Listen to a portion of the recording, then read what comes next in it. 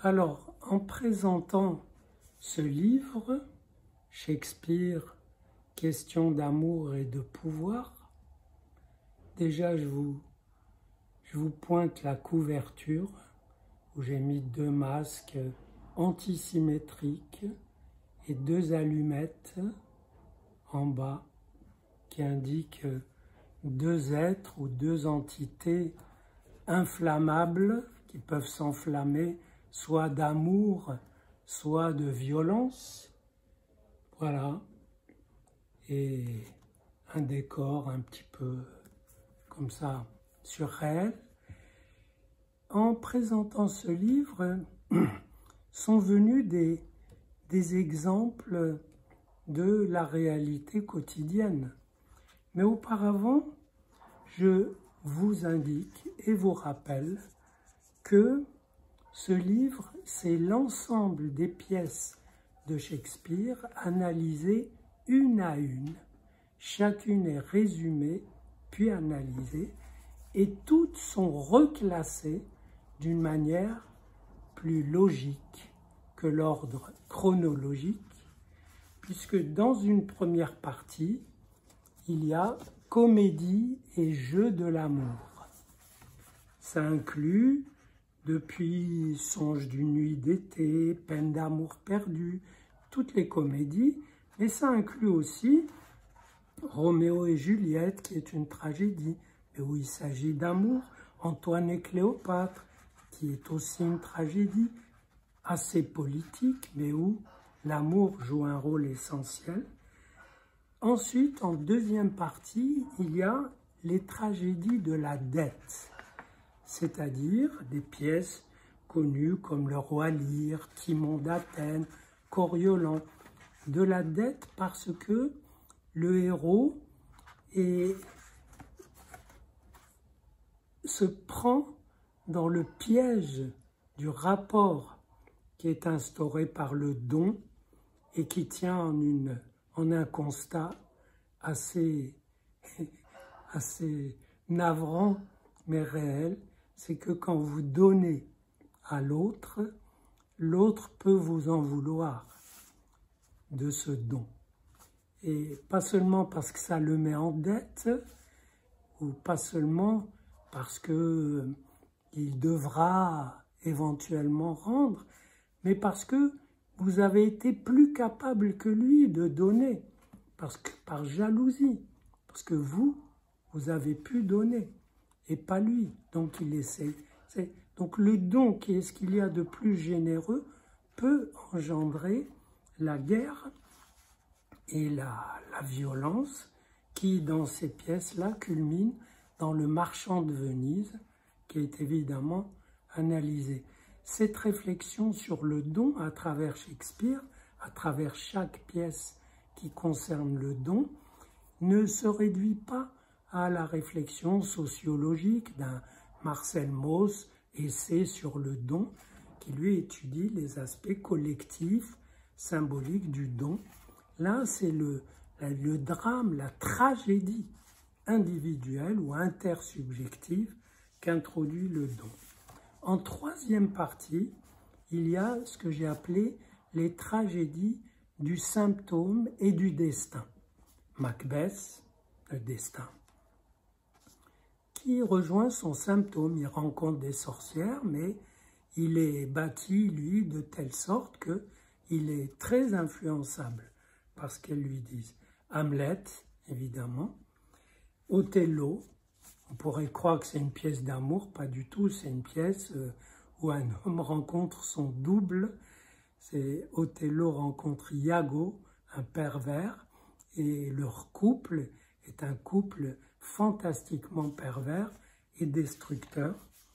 Périclès, où le héros conquiert son droit de vivre à travers une série de coups du destin, et aussi ravageurs qu'un naufrage, la perte de sa femme, de sa fille, etc. Mais il se bat. Une pièce qui s'appelle Troilus et Cressida, qui porte sur la jalousie et aussi sur la guerre de Troie.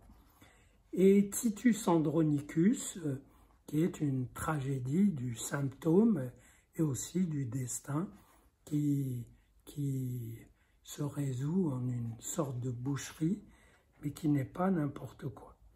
Ensuite viennent, en quatrième partie, ce qu'on appelle les histoires. C'est les pièces historiques de Shakespeare, les guerres de dynastie, etc. Les histoires et les pièces politiques. Donc il y a le roi Jean, Richard II, Henri IV, etc. Et ça se termine par Jules César, qui est une gigantesque pièce politique où Brutus tue le tyran et donne la liberté à Rome. En fait, il donne rien puisque lui se tire et il laisse le peuple se faire haranguer par Antoine et c'est l'explosion de la guerre civile. Et évidemment, le tout finit par la pièce poétique qui est dans toutes les éditions, La Tempête, où il s'agit pour Shakespeare de traverser sa propre fin.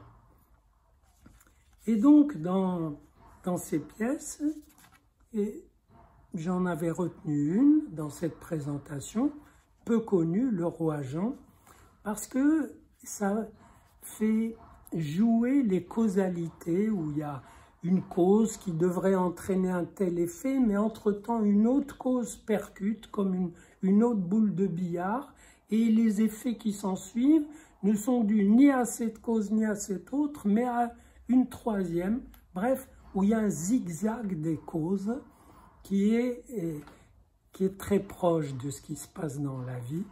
Et l'exemple qui m'était venu vient de la guerre d'Ukraine et des problèmes d'énergie, c'est que les Allemands manquent de gaz, puisqu'ils ont décidé de ne plus en acheter aux Russes, et pour ne pas enrichir la Russie qui s'enrichit beaucoup par ailleurs.